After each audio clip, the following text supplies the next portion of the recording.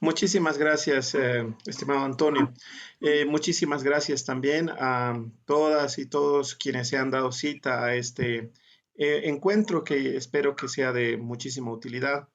Sin lugar a dudas, esta situación, esta crisis que se nos ha presentado, está generando muchísimo estrés, muchísima incertidumbre en todos y cada uno de nosotros. En ese sentido, habíamos conversado con Goyo sobre la necesidad de reflexionar sobre algunos aspectos y me gustaría hablar de inicio acerca de cómo nos afecta esta cuarentena.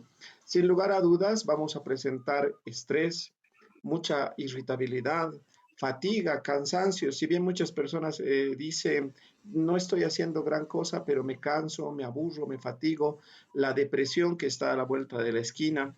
Todas estas, incluso algo que me ha parecido importante resaltar, esta noticia que salía hace poco, cómo el teletrabajo está saturando a la mayoría de los empleados, toda vez que requiere de nosotros el aprendizaje de herramientas con las cuales probablemente no estamos familiarizados. Y esta curva de aprendizaje genera, sin lugar a dudas, estrés. He mencionado en repetidas oportunidades la palabra estrés, pero ¿qué es el estrés? Para empezar, diré que tendríamos que distinguir entre lo que es el EU3, EU significa normal, y lo que es el DIS3, es decir, anormal. El EU3, entendido como parte de un proceso neurovegetativo natural dentro de nuestro organismo, sería entendido como esta reacción que el organismo presenta frente a una amenaza, a un peligro o a una demanda, a alguna exigencia del entorno. Imaginemos, por ejemplo, un animal en la vida salvaje. Se ve atacado por un león, perdón, estoy silenciado, me dice. No, estoy bien. Em, un animal se ve atacado por un león. Imagínense un documental de Discovery de Nat Geo. Cuando el animal se ve atacado, ¿qué es lo que sucede dentro de este animal? Va a incrementar la frecuencia cardíaca, va a incrementar la frecuencia respiratoria, principalmente estos dos mecanismos. Va a haber un cambio dentro de nuestro sistema simpático y parasimpático. ¿Por qué? Porque el cerebro autónomo lo que le va a decir al organismo es, tienes que correr, tienes que defenderte, tienes que luchar. Entonces, eso es lo que nos pasa incluso a nosotros el día de hoy. Si bien no hay una amenaza probablemente como un animal que nos va a atacar, el temor de enfermarnos, el temor de que un ser querido se nos enferme, la preocupación por qué vamos a hacer con las cuentas, las deudas del banco, probablemente quienes tienen empleados dependientes, qué voy a hacer para conseguir el dinero. Todas estas preocupaciones van a activar el mismo mecanismo neurobiológico que tenemos en el cerebro y va a exigirle, va a darle una carga, ese es el EU3 positivo, o sea, va a dar una carga de energía extra, activa el organismo y le da una carga extra para poder responder a esta necesidad. Eso es el EU3, que es normal, que nos ocurre a cada momento, cuando estamos por la calle y pensamos que nos han robado, ese momento, por ejemplo, cuando yo creo que a la mayoría de nosotros nos ha pasado, cuando buscamos el celular y no lo encontramos, sentimos ese ras que llamamos comúnmente, ese nerviosismo, esa sensación de frío y esa parálisis inmediata es parte de esta reacción en cadena que se produce dentro de nuestro organismo. Sin embargo, eso es algo normal y probablemente puede ser adaptativo. Como les decía, nos da un plus de energía a través del cual vamos a poder activarnos. Pero el distrés se suele producir cuando este estado de tensión, este estado de sobreexigencia, de sobrecarga al cual estamos expuestos, lo que va a generar es este agotamiento y esta tensión desadaptativa. Principalmente, ¿por qué? Por el exceso de cortisol en la sangre. El cortisol un, eh, es una hormona, vendría a ser, desadaptativa, o sea que baje, en un principio sí es adaptativa, pero luego la saturación de la misma es desadaptativa para el organismo. Cuando las personas nos encontramos expuestas a demasiado estrés, vamos a empezar a presentar todos los síntomas prototípicos: dolores de cabeza, sensación de dolores musculares, en hombros, espalda, cervicalgias. dolores hasta que parecen dolores precordiales de tipo cardíacos. Muchos pacientes acuden al cardiólogo pensando que tienen un problema cardíaco, pero a veces son producidos por el estrés, la depresión, la ansiedad. La depresión y ansiedad como síntomas van a acompañar al estrés porque la persona no sabe qué siente o empieza a tener una visión de túnel porque ya no encuentra una solución a la situación en la que se encuentra. Fíjense que el EU3 supuestamente nos debiera ayudar a responder a la situación desadaptativa o peligrosa o negativa a la cual nos enfrentamos. Pero cuando es mucha la tensión, el distrés lo que va a hacer es generar más bien reacciones que van en contra de la búsqueda de una solución. Me ha gustado un artículo que encontré de un periódico, es una nota en la cual hicieron unas entrevistas a profesionales de la salud mental y ellos emulaban lo que es el ciclo del duelo. Quizás alguna vez ustedes han escuchado hablar de las etapas del duelo y han creado las 5 etapas de la cuarentena y me parece interesante que las conversemos. La primera etapa es la negación. La negación, quizás muchos en el país incluso todavía están en esa etapa de negación. ¿Por qué renegamos tanto cuando vemos que la gente inconscientemente, a veces sin necesidad, sale a la calle o sigue trasladándose de un municipio a otro? O vemos, por ejemplo, grupos sociales no quieren acatar la cuarentena, que dicen que no es necesario tomar estas medidas. Probablemente están en la etapa de negación. La etapa de negación podemos entenderla también como parte de un mecanismo de defensa. Cuando nosotros nos dan una mala noticia, normalmente lo primero que hacemos es no querer aceptarlo. Por ejemplo, eh, nos dan una noticia de que algún ser querido o un amigo o una persona muy cercana acaba de morir. La primera reacción casi siempre de las personas es no te creo, no puede ser. Y esa es una reacción normal. La mente lo que hace es trata de bloquear el estímulo negativo para tener un tiempo de procesar la situación, pero es un proceso automático. Pero esto es negativo en la medida en la que cuando transcurre el tiempo, la persona no quiere aceptar la realidad y se quiere quedar en negación. Es adaptativo en la medida en que nos da una pausa para reestructurarnos y organizarnos, pero es desadaptativo cuando no queremos ver la realidad. Por eso lo importante es enfrentar la realidad y también es importante aceptar los pensamientos que tenemos y las emociones. ¿A qué me refiero con esto? Por ejemplo, hace unos días, bueno, estoy como voluntaria en una línea gratuita de atención psicológica gratuita en coordinación con UNICEF. Y en esta línea gratuita llamaba a una señora cuyo hijo aparentemente estaba haciendo un cuadro depresivo, un hijo de unos 22 años.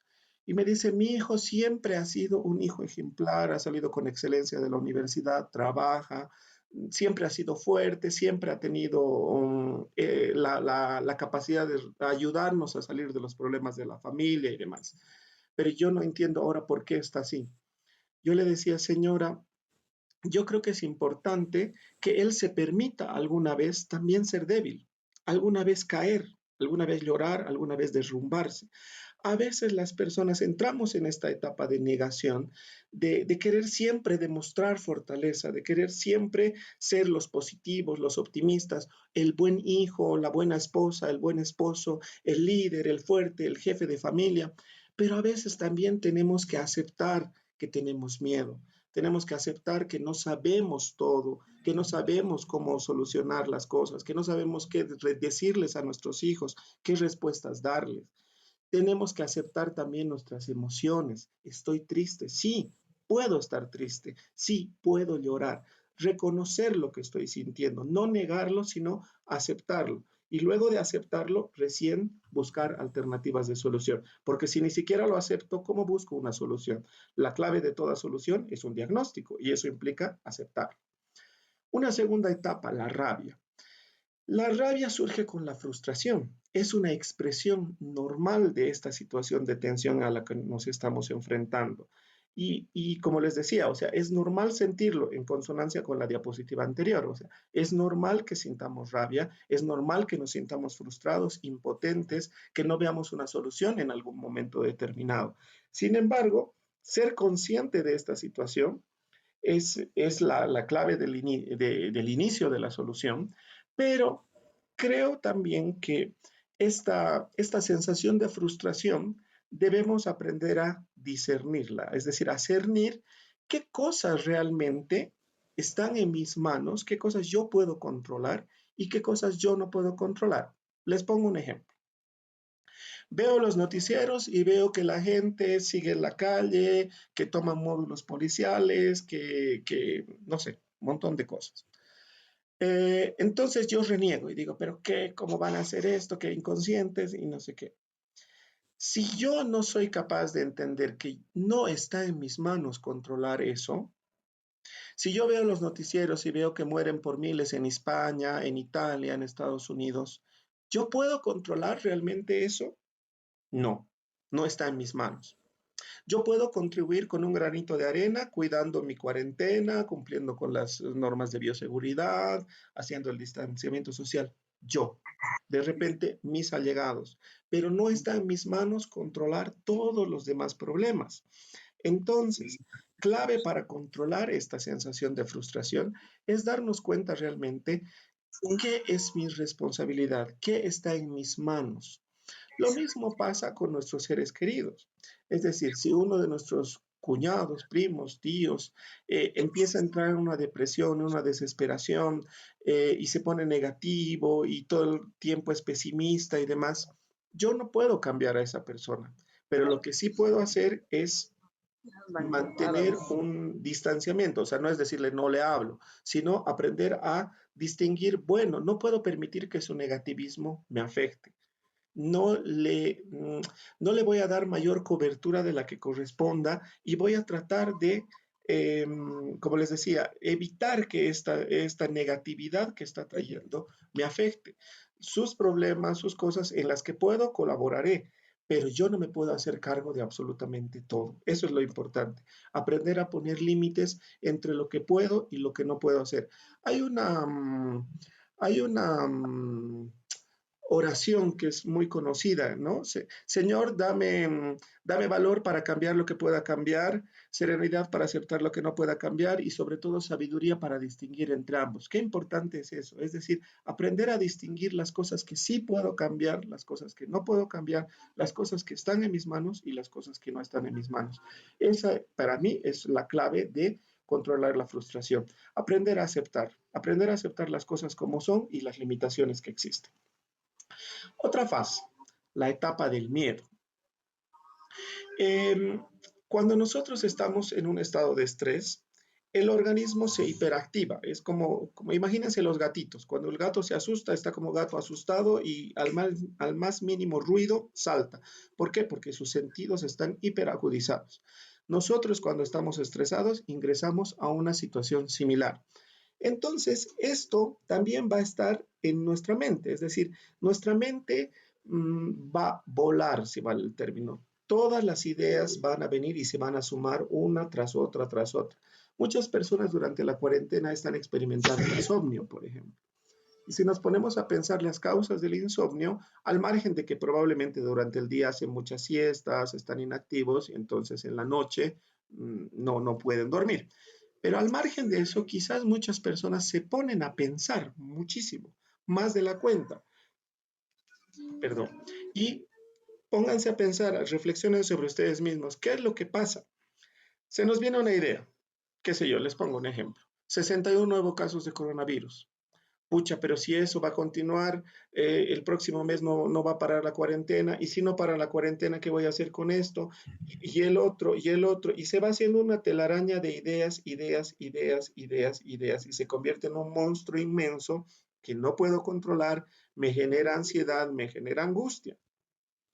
Entonces, la clave acá es controlar nuestros pensamientos.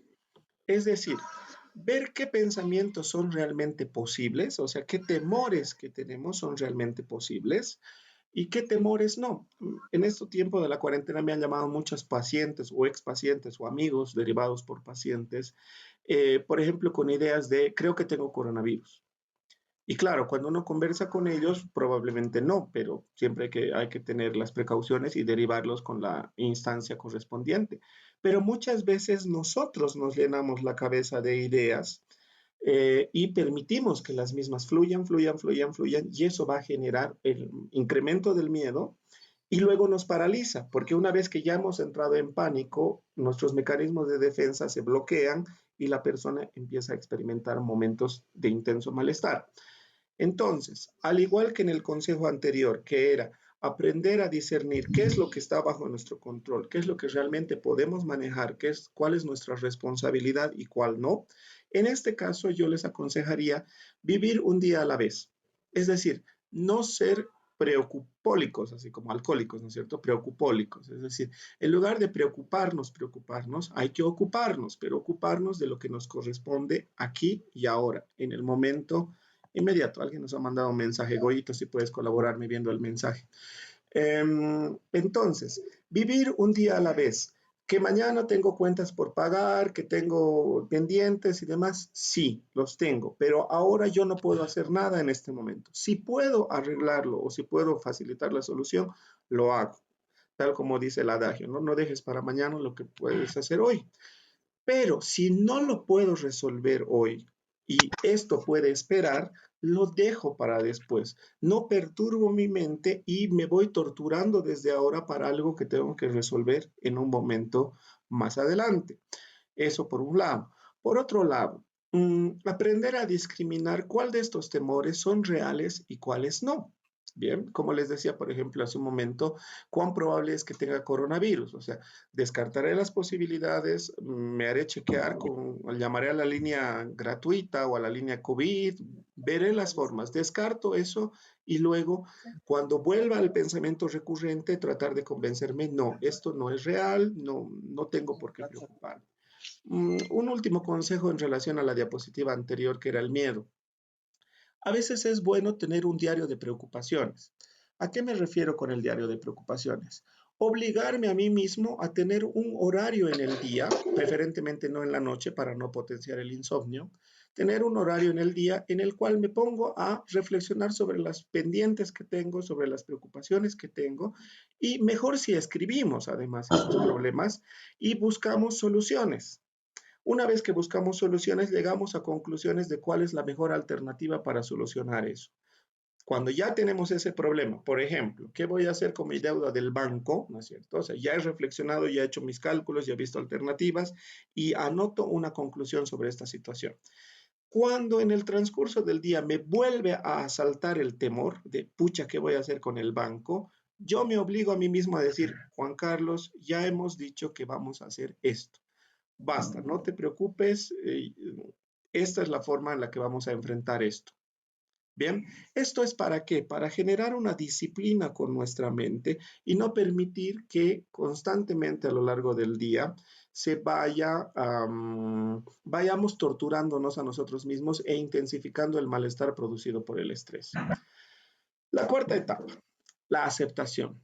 La aceptación es la etapa ideal en la cual nosotros no negamos la realidad, somos conscientes de que es grave, somos conscientes de que hay un problema, pero tenemos una apertura hacia el cambio. Perdón, están escribiendo al WhatsApp, digo al chat, pero no puedo verlo si no me salgo de la presentación. No, tranquilo Espero. nomás, yo lo estoy comandando, no te preocupes, seguir nomás. Perfecto. Gracias, Goy. Bien. La aceptación consiste en aceptar la realidad. Es decir, no me queda otra opción. O sea, ni modo, estamos con un virus que nos va a afectar económicamente, nos va a afectar socialmente, laboralmente, quizás hasta afectiva y emocionalmente en las relaciones interpersonales que tenemos, pero no podemos hacer nada más al respecto. Lo que tenemos que hacer es buscar el lado positivo. Probablemente dentro de todo lo malo que pueda estar ocurriendo en la cuarentena, hemos descubierto cosas nuevas de nosotros mismos, de nuestra capacidad de afrontar. Ayer hablaba con una paciente, por ejemplo, y me hablaba de su hijo, que era demasiado soberbio, un carácter un poco complicado, pero por esta cuarentena y por las dificultades que ha habido, ha tenido que aprender a pedir por favor y a cambiar actitudes, por ejemplo. Y yo le hacía notar eso a la señora ayer, le decía, mire que dentro de todo lo malo que está pasando en su familia, su hijo está creciendo, su hijo está aprendiendo cosas. Y claro, hay que empezar a enfocarnos acerca de los aspectos positivos que tiene esta cuarentena y el aprendizaje que podemos alcanzar fruto de esto. Para muchos padres de familia, esta cuarentena ha representado compartir mucho más tiempo con sus hijos, con todo lo bueno y lo malo que conlleva eso. ¿A qué me refiero con lo malo? Probablemente en momentos de ansiedad, de rabia, las tareas que mandan del colegio y demás. Pero quizás si nos enfocamos en los aspectos positivos, hay muchas cosas que ustedes no sabían de sus hijos o no se daban cuenta de sus hijos por las rutinas que teníamos, pero en estos días estamos descubriendo. Bien, lo importante de la aceptación es tener apertura al cambio. Si yo voy a mantenerme rígido, no, pero es que no puedo hacer lo que siempre hacía, no puedo ir al gym, no puedo comer lo que siempre comía, es que, y así ponemos un montón de pretextos, vamos a ser infelices. Y vamos a ser infeliz a quien me está acompañando en la cuarentena, hijos, pareja, amigo, lo que sea. En cambio, si aperturamos nuestra mente y estamos flexibles a aprender nuevas cosas, aprender a cocinar, aprender a limpiar, colaborar con esto, si estamos abiertos a la experiencia, probablemente vamos a enriquecernos más y no cerrarnos a lo que hemos perdido, entre comillas. Entonces, esto nos va a llevar al crecimiento y eso va a representar nuevos hábitos, confianza en nuestras habilidades, en nuestras capacidades de enfrentar la adversidad, valorar estos aprendizajes que hemos hecho y creo que también es importante enfocarnos ya no solo centrarnos en nosotros, sino abrirnos hacia el otro. Más adelante voy a volver a hablar eso. Estrategias para lidiar con la cuarentena. Importante, crear rutinas. No es bueno estar todo el día frente al televisor, frente al PlayStation, frente al celular. Es importante que variemos, alternemos actividades, ya sea desde la limpieza de la casa, la preparación de los alimentos, reparar algo que teníamos pendiente, practicar algún hobby. Muchos me dirán, pero ¿qué hobby podemos practicar? No sé, quizás podemos bajarnos tutoriales de fotografía, tutoriales de música. Hay muchas cosas que la tecnología nos permite hoy en día. Terminar las tesis, quienes tenemos tesis pendientes, o sea, hay muchas cosas que podemos hacer, pero no las hagamos de forma desordenada. El teletrabajo nos ha traído una complicación, que es meter la oficina a la casa y probablemente no le damos un horario. Y si no le damos un horario, el problema es que tenemos a los hijos en casa, tenemos una pareja en casa, tenemos familiares en casa y probablemente vivimos escapando de ellos para poder enfocarme en el ordenador. Y eso indirectamente también es cortarle la relación con los otros. Entonces, creo que es importante que asignemos entre los miembros de la familia espacios, horarios, lugares en los cuales yo me enfoco para mis actividades y momentos y espacios en los cuales compartimos todos y todas juntos. Entonces, crear estas rutinas y no hacerlo a desorden, reduce el aburrimiento, baja la ansiedad y previene de la depresión. Empatía. Es muy importante practicar la empatía en estos tiempos. ¿Por qué? Tal como ya habíamos dicho en diapositivas precedentes, eh, esta situación nueva que estamos enfrentando genera en nosotros estrés, irritabilidad, cansancio, fatiga. Entonces, es probable que este cansancio, esta irritabilidad haga que estemos proclives a tener discusiones al interior de la familia. Entonces, si uno de los miembros choca con el otro, es probable que se desate en un conflicto. Lo importante es, antes de yo reaccionar y responderle al otro, ponerme en su lugar y tratar de entender que yo también la estoy pasando mal y que probablemente yo también estoy enfadado.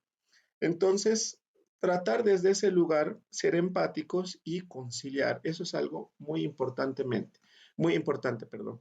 No ser impulsivos. Desinfoxicarse. Estamos en la pandemia también de la infoxicación. Es decir, estamos expuestos a demasiada información y lastimosamente la mayoría de las veces la información es negativa. Todo el rato estamos atentos a cuántos nuevos casos hay, cuántos muertos más, qué medicamento, qué falta insumos, que la policía, que los militares, que el Congreso. Es importante limitar los tiempos de exposición, es decir, máximo ver un noticiero al día, no ver los 6 noticieros que dan en todo el día y además en todos los canales y aparte el WhatsApp. No. Los grupos de WhatsApp que son negativos dentro de de nuestras redes sociales, es mejor silenciarlos, no verlos. Existen grupos o existen personas, amigos, que son demasiado paranoicos, que son demasiado ansiosos, angustiosos, que solamente te escriben para decirte, dice que ha ocurrido esto y qué vamos a hacer. Si te está transmitiendo solamente ansiedad y angustia, es mejor tomar distancia, no te intoxiques.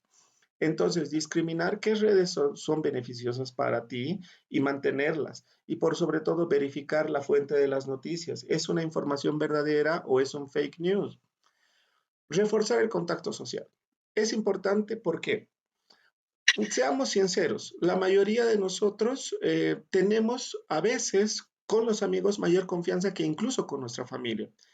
Muchos de nosotros, una de las consecuencias que estamos sufriendo de la cuarentena es que no podemos ir al trabajo o no podemos ir a la universidad, no podemos encontrarnos con la gente que nos agrada encontrarnos. Y estamos encerrados 24/7 con nuestra familia. Entonces, es importante reforzar esos vínculos con esta gente que te hace bien. ¿Por qué? Porque facilita la expresión de emociones, de pensamientos negativos. Probablemente no le puedes contar a tu pareja que estás con miedo o que estás preocupado, pero sí lo puedes hablar con tu amigo, o con tu amiga, o con tu comadre, no sé. Entonces, es importante que utilicemos las redes sociales como estamos haciendo en este momento para poder conversar, pero conversemos con gente positiva, por el amor de Dios, o sea, no con la gente negativa que solo te trae ansiedad. Distensiona esto el ambiente familiar. ¿Por qué? Porque si yo estoy cargado de energía negativa y no tengo una válvula de escape, a la primera cosa que me diga mi pareja o a la primera cosa que haga mi hijo, hija, sobrino, primo, quien corresponda, yo voy a reaccionar de la mala manera porque estamos como una olla a presión a tope, ¿me entienden? Entonces necesitamos otros espacios en los cuales podamos dialogar y con los cuales podamos expresarnos. Entonces es importante mantenernos cerca de las personas que nos hacen bien. Y ya para terminar, es importante practicar la solidaridad. ¿Por qué? Porque no importa cuán mal estemos, cuán mal la estemos pasando, ya sea el tema del dinero, ya sea el tema del cansancio, la exposición por el trabajo que realizamos, siempre hay alguien que la está pasando peor que nosotros. A veces nos enfocamos tanto en nosotros mismos y nos autocompadecemos, nos lamentamos, nos victimizamos. Y claro, ser víctima es un mecanismo de defensa y es muy útil porque ser víctima nos ayuda a justificarnos, ¿no? Porque tenemos una razón de ser por la cual estamos así y además buscamos protección, buscamos atención y es muy útil, pero a la larga es negativo. Entonces creo que tenemos que salirnos de esa zona de solo centrarme en mí y en mis problemas y en mis limitaciones y aperturarnos a ver al otro. Y ayudar al otro es fundamental para romper ese círculo vicioso. Y tal como dice el lema rotario, ¿no? Dar de sí antes que pensar en sí y se beneficia más quien mejor sirve. Creo que eso es lo importante. Salir de este lugar y acercarnos al otro nos va a ayudar en el proceso de nuestra propia salud mental. Y eso sería lo que había preparado para conversar con ustedes y estoy abierto a que podamos dialogar y de repente o ampliar algunas cosas o que ustedes también nos comenten, ¿no? ¿Qué estrategias han estado utilizando para afrontar esta situación?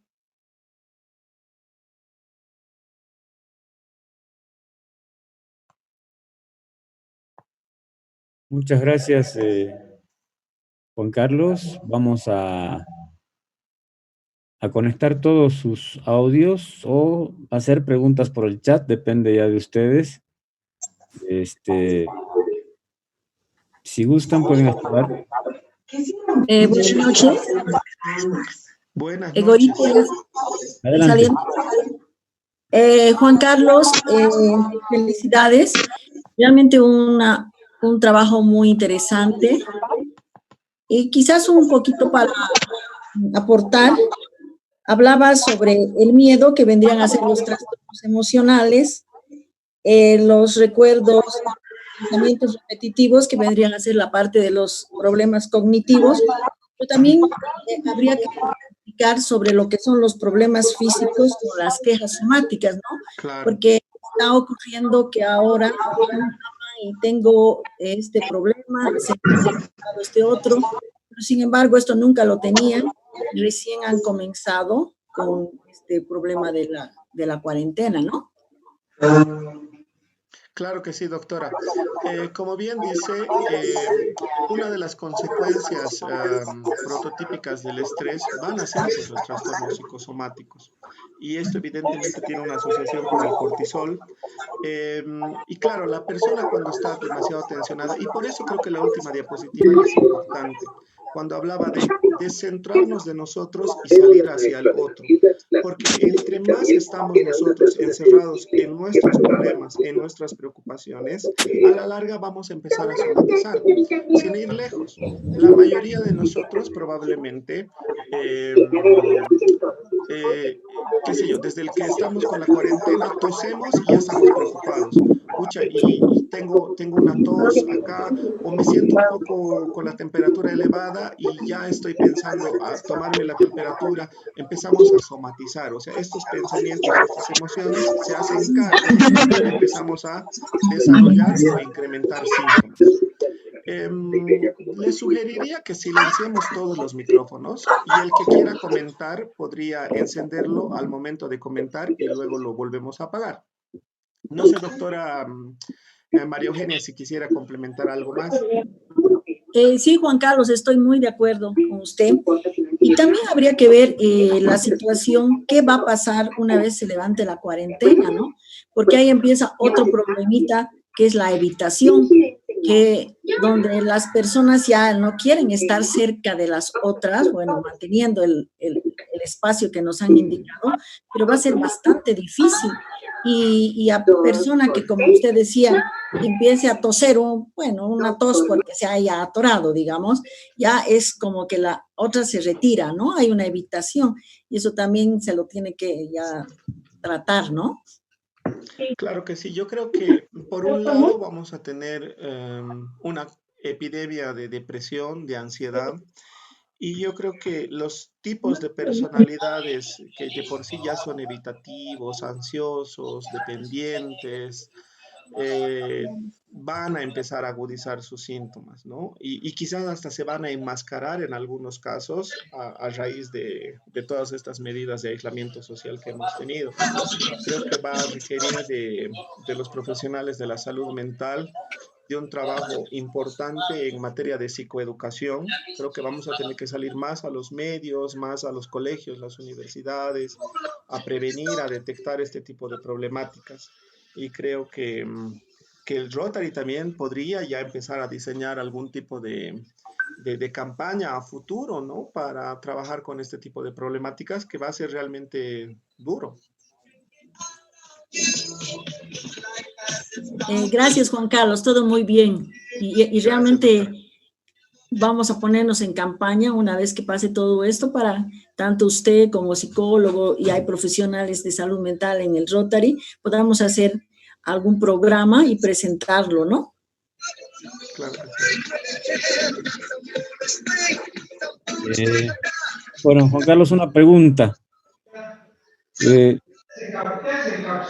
Sí, sí, Goyito. bueno, muy buena tu charla. Esperemos que a todos nos haya ayudado. Y la idea es, una vez que estás con 46 días en cuarentena, eh, uno ya ha hecho bastantes cosas, digamos, como para desenconectarse o desconectarse de esta cuarentena psicológica, física, etcétera. Eh, ¿Cómo tú nos ayudarías uniéndose a algún grupo de apoyo, de un apoyo social, como para poder, digamos, establecer que nosotros podamos todavía aceptar este tipo de cuarentena psicológica, emocional, física, etcétera?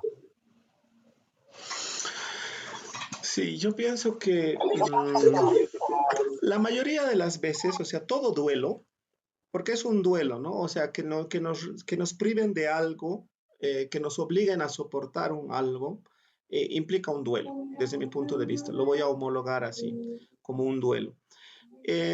Y en todo duelo, casi siempre, imagínense una ruptura de pareja. Yo siempre les digo a los pacientes eso, cuando terminan una relación de pareja. La mayoría de las veces las personas se centran en lo que han perdido, ¿no? Es que ya no tengo con quién hablar, ya no tengo quien me hable, ya no tengo esto, no tengo el otro. Pero muy pocas veces nos ponemos a reflexionar en lo que nos hemos librado o en lo que estoy ganando. Es decir, me he librado de que me cele, me he librado de que me controle, me he librado de esto, me he librado del otro. En el caso de la cuarentena, creo yo que en lugar de centrarnos solamente en los aspectos negativos, que puede ser el tema del aburrimiento, el dolor de espalda, de quizás estar mucho tiempo en cama o en el sillón viendo la televisión, eh, el no encontrarme con la gente, el no ganar o generar los recursos económicos que habitualmente genero. En lugar de centrarnos en eso, creo que deberíamos tratar de enfocarnos en lo que estamos ganando o la razón por la cual estamos soportando, entre comillas, esta situación. Es decir, darle un sentido a esta situación. Eh, Kierkegaard creo que era el autor que decía, ¿no? Tenemos que tener un sentido, una razón por la cual vivir o morir. Es decir, sí, estoy pasándola mal, pero hay un sentido, una razón, cuidarme, cuidar a mi familia, protegernos. Entonces, cada vez que nos asalte esa impotencia, esa rabia, ese cansancio, empezar a enfocarnos en por qué. ¿Qué es lo importante en mi vida? ¿Es importante mis hijos? ¿Es importante mi pareja? Hay cosas que son importantes y hay cosas que pueden esperar. Hace un momento hablábamos de las cosas que están en nuestras manos, las cosas que podemos controlar y cuidar, enfocarnos en eso. Creo que eh, siempre hablamos los psicólogos de que el dolor es inevitable, pero el sufrimiento es opcional. ¿A qué me refiero? La cuarentena es agotadora, es aburridora, es cansadora. Sí, eso es como el dolor, no lo podemos evitar, pero el sufrimiento sería el lamentarnos, el quejarnos, el todo el rato pensar en, y yo podría estar haciendo esto, o qué sé yo, podría estar comiendo esto, pero no puedo comer esto. O sea, ese lamentarme de esta situación es lo que va a añadir el sufrimiento a esta situación negativa. Lo que yo recomendaría es a estar atentos a lo que decimos, a cómo nos sentimos y cuando detectemos un pensamiento negativo o un malestar ahí, cortémoslo, parémoslo en seco, frenémonos, aprendamos a hablar, primero observarnos para identificar estas cosas. Y una vez que identificamos este pensamiento, este discurso negativo, pararlo, decir, Juan Carlos, basta, no te quejes, tranquilízate, ponete a pensar en lo positivo, hazlo por tus hijos, hazlo por tu pareja, hazlo por el país, por lo que queramos, pero darle un sentido a esta situación. Gracias, Juan Carlos. Hay una pregunta que están haciendo por el chat de Sí, Zaida. Dice, buenas noches. ¿Qué actividades recomiendas para realizar con hijos adolescentes sin incluir la televisión? sí. Es indudable que lo más difícil en estos días es esta convivencia, ¿no? Y yo creo que para los adolescentes esta crisis es muy dura porque nuestros adolescentes son jóvenes digitales, ¿no? Son gente que ha nacido en la época digital y no es solamente que aprendan a utilizar la tecnología. La era en la que han nacido ha formateado sus cerebritos de una forma distinta. Si se ponen a pensar, la mayoría de ustedes que tengan un hijo adolescente o pequeños, eh, son niños que no saben esperar. Y no es porque los hayamos malcriado, es que la época en la que han nacido es así, es una época de la inmediatez, todo lo queremos ya. Si estamos ahorita en Zoom y no conecta rápido o se lentea, disculpen el término coloquial, se lentea la comunicación, ya estamos desesperados. Si queremos bajar un video o una foto tarda, ya estamos irritados porque todo lo queremos ya, lo queremos inmediatamente. Y claro, esta situación para los más chicos de la casa les genera demasiada frustración, porque el hecho de que sean seres de la inmediatez les ha reducido la capacidad de tolerar la frustración, porque no saben esperar. Ese es el gran problema. Y no es solo con la tecnología. Nosotros como adultos nos hemos vuelto demasiado condescendientes con ellos. Todo lo que quieren les damos, les damos, les damos. La mayoría de los que estamos conectados estimo que o somos clase media para arriba o media baja para arriba. Entonces, no somos personas muy privadas, ¿me entienden? Entonces, les hemos dado muchas cosas a nuestros hijos. Entonces, eso también ha ido, en muchos casos, reduciendo su capacidad de tolerancia a la frustración. Entonces, todo este cóctel de circunstancias hacen que los adolescentes de hoy en día sean personas frágiles, que no sepan tolerar un no, que no sepan tolerar una negación hacia algo. Entonces, creo que este tiempo de cuarentena eh, es un gran reto para ellos en el sentido este de aprender a tolerar ciertas cosas que no van a poder hacer lo que querían, que no van a poder comer lo mismo que comían antes, que no van a tener los mismos horarios de antes y tenemos que acompañarlos. Ahora, en relación a qué actividades hacer con los chicos. Supongo que es Zaida Bedia quien ha hecho la pregunta, si es ella. Hola, Zaida. Decirte, Zaida, que no existen recetas. Creo que cada familia es completamente distinta. Yo decirte, pónganse a jugar ludo, probablemente con una familia funciona, pero con otra familia no. Entonces yo pienso que lo que sí tenemos que hacer es sentarnos de repente en el almuerzo en algún momento y consensuar actividades. Y es bueno que alternen y aprovechen este tiempo, yo pienso, las familias en las cuales no están acostumbrados los hijos a colaborar con la limpieza, con la cocina, con Hola, hola, deberes de Juan la casa, Carlos. creo que es un momento muy útil para implementar Juan Carlos, estas no se te actividades y escucha. desarrollarlas. Eh, y bueno, pues hay que tratar de profundizar un poco los juegos en grupo, como quien potenciamos también que no estén todo el día echados ahí en la cama frente al televisor. Es muy complicado realmente pensar en actividades porque, como les digo, no hay recetas, cada familia es muy distinta.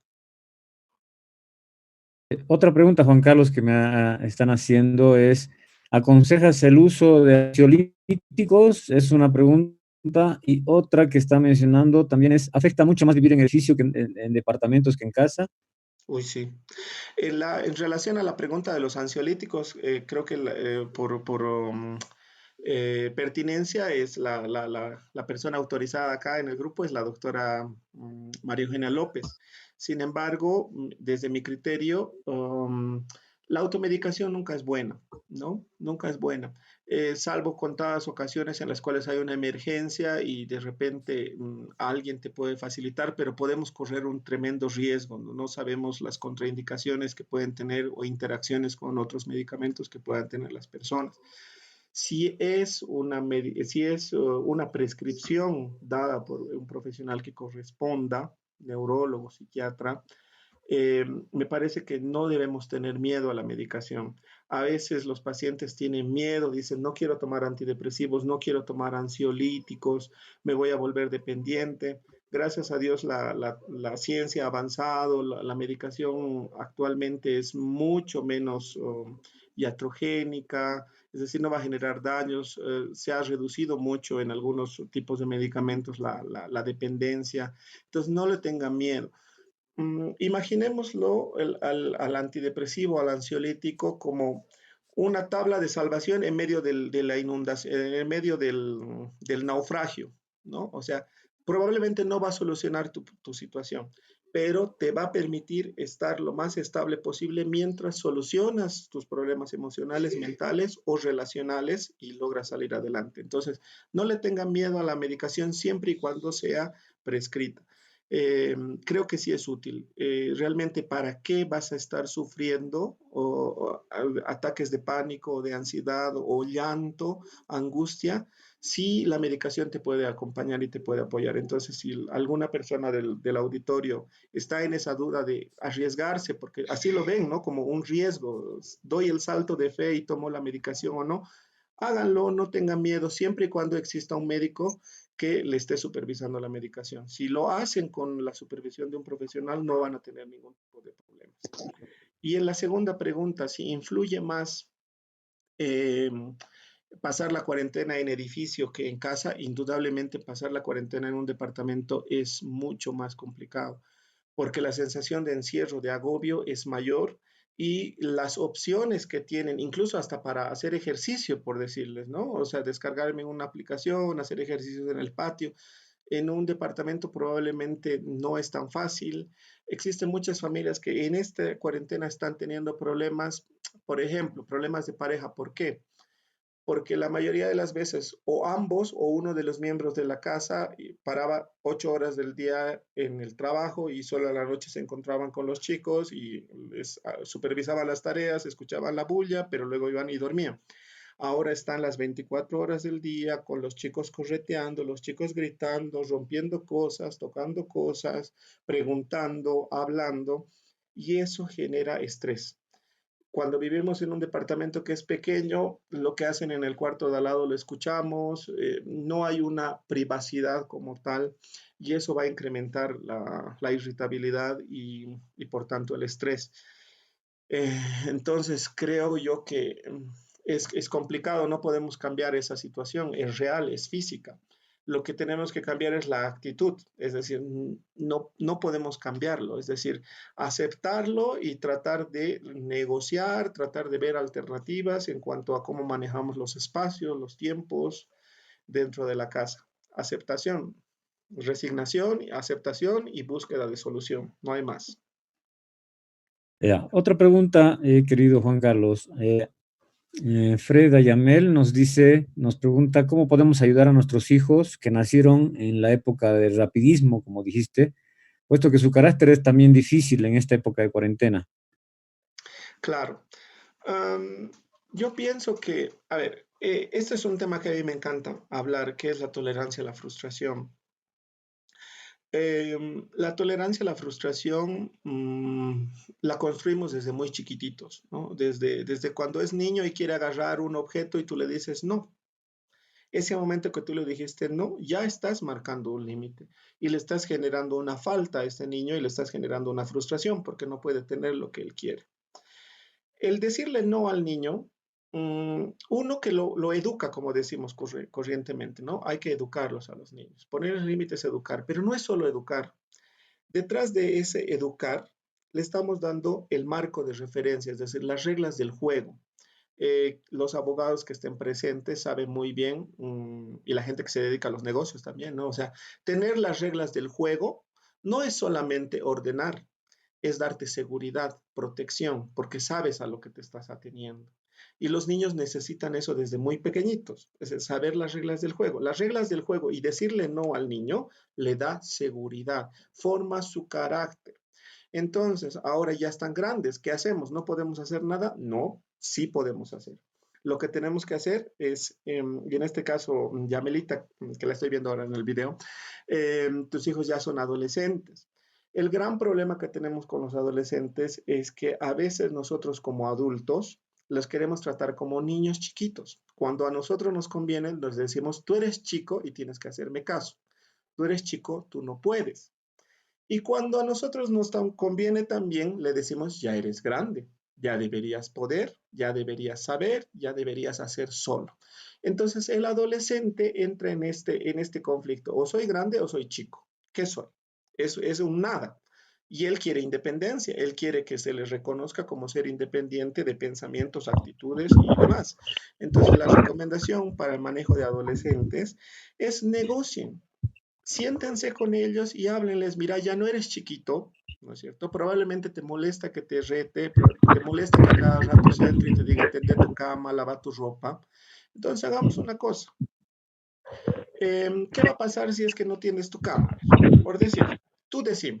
Entonces, dale la oportunidad de que negocie y que él se sienta importante y él se sienta respetado en el manejo de sus horarios, de sus responsabilidades, de sus deberes, pero que él también desde esta libertad se comprometa a cumplirlas. Y si no cumple, que él mismo coloque las sanciones. Obviamente nosotros negociamos para que las sanciones no sean leves, o sea, como que para que sean racionalmente proporcionales. ¿Por qué es importante hacer esto? Porque como bien decía la compañera, son a veces explosivos, irritables, ¿no? Y dice, ah, mucho friegas, estás loca, de todo me riñas, de todo me friegas. Entonces, queremos limitar eso. Tenemos que dejar el rol de policía malo que está persiguiendo al adolescente para que cumpla los deberes y pasarle esa tarea y que se haga autorresponsable. Es decir, no soy yo la que te está castigando por no tender tu cama. Hemos hecho un acuerdo. Tú me has dicho que si no tienes tu cama hasta las, qué sé yo, en cuarentena, 11 de la mañana, si no has tendido tu cama, que tú ibas a poner los platos para la mesa. Entonces ahora tú vas a poner los platos. Pero no soy yo la que te está castigando. Eres tú el que has incumplido algo. Porque el mundo de los adultos es así. Si yo no voy a trabajar, no me pagan. Entonces, ellos quieren ser adultos, entonces vamos, pues le damos la responsabilidad y le decimos, ya eres grande, tú entiendes, tú te comprometes y vamos a cumplir. Quizás esa estrategia puede servir un poco para negociar sobre algunas responsabilidades dentro del hogar. Espero que sea de utilidad, Yamelita. Bueno, muchas gracias, querido Juan Carlos. Yo creo que ya estamos al límite de culminar la videoconferencia, así que le paso el dato para culminar esta conferencia a nuestro presidente, Antonio Higueras. Adelante, Antonio. Gracias, estimado Gregorio. Felicidades, Juan Carlos, por tu brillante exposición que nos has dado. Nos has dado mucho conocimiento en este tema que estamos ahora pasando, por esta pandemia. Yo creo que todos nos ha servido para que muchas de las personas de aquí tienen hijos y demás, niños, entonces ellos van a tomar muy en cuenta tus palabras.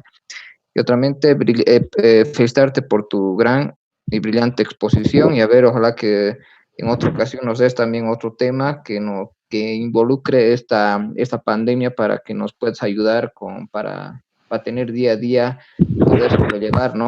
El día a día nuestra actitud. Claro que sí. En todo caso, el agradecido soy yo y como había dicho, creo que lo importante, incluso para mi propia estabilidad emocional, es desconectarme y poder conversar con ustedes y qué mejor si puedo hacerlo a través de compartir algo de lo que es mi carrera y si puede beneficiarlos, pues muchísimo mejor. Muchísimas gracias. Bueno, muchas gracias a todos ustedes. Hemos tenido 42 participantes. Gracias a todos. Y un abrazo, Juan Carlos, un abrazo a todos ustedes. Y finalizamos la videoconferencia. Hasta luego. Muchísimas gracias. Hasta Hasta luego. luego. Gracias. Chao, chao.